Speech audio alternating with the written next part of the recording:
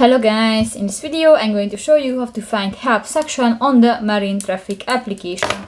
But first of all, I just want to mention, please don't forget to subscribe to our channel, because at 100,000 subscribers we are going to show you all YouTube revenue statistics and growth strategy how to make money online. So let's jump into it. First of all, open the application on your device. So that's the home screen and you can find different buttons. New, click to the icon at the upper left corner and just scroll down at the lower bar and you can find the last option, the help. Click that and just wait a few seconds. Sorry. And in this site you can find the different topics and questions, and if you click to the arrow you can check the info about that.